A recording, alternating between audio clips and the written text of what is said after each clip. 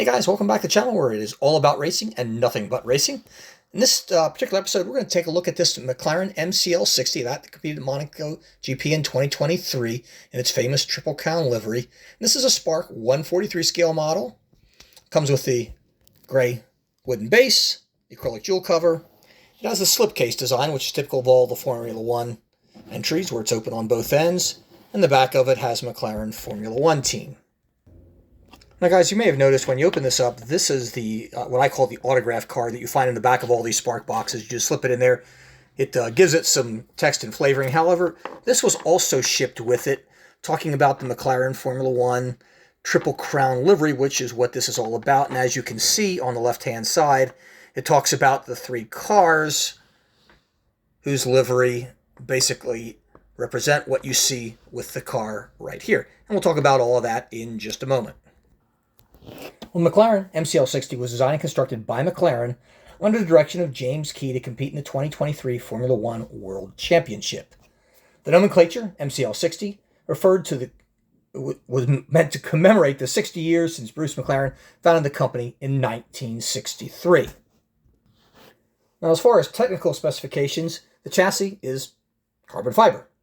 The engine is a Mercedes AMG F1 M14E 1.6-liter turbocharged V6, and of course it has an electric motor, that being a Mercedes AMG kinetic and thermal recovery system.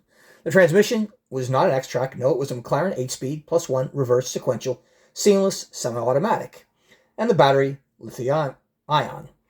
The brakes included 6-piston calipers and carbon ventilated discs and pads. Very, very much world class.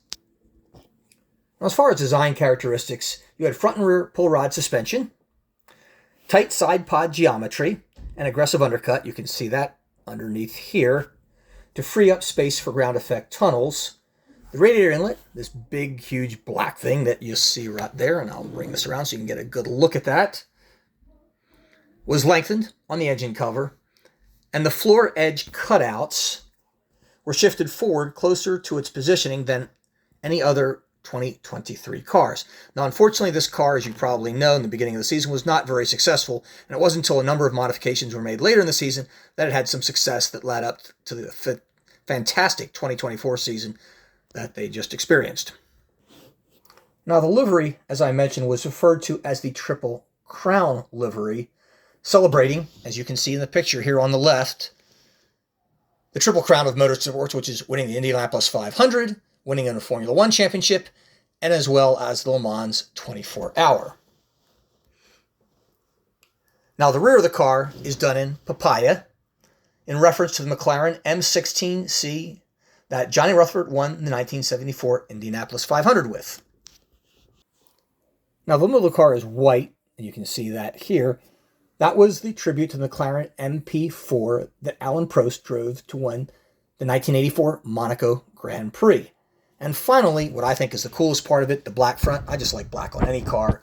In recognition of the McLaren F1 GTR, you'll see, if you look in my library, that I have reviewed that model as well.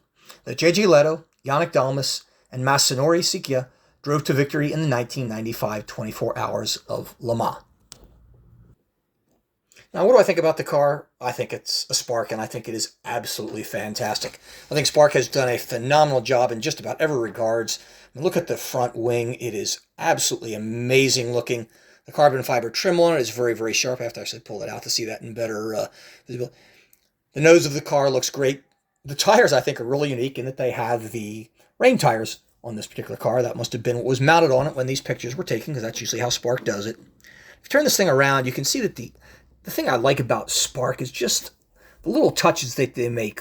All the various bolts that you see on this removable panel here that has one of the aerials attached to it. You also have another aerial here in the middle, and under the P2 tube, there is another very tiny aerial with that. The brake covers have the Google Chrome logo on it, and they're nicely accented in orange, and I think they look really, really sharp and really, really good. The car basically has a matte finish on it. That's matte black, matte white, and black papaya. And I think the wheel covers look really cool with the Google Chrome colors on it. I think this livery, all in all, is just fantastic. As far as cabin details, I thought that the helmet of Lando Norris looks really good in the orange and white. And, you know, the cabin looks as you would expect from Spark.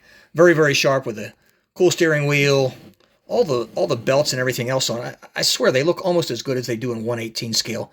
And 1/18 scale models are really, really sharp. This, of course, is 1/43 scale. Not as big, far more affordable. And the rear of the car looks like so. I love the dark trace back on the rear wing. Very, very sharp shape of everything on it. And that exhaust looks absolutely menacing.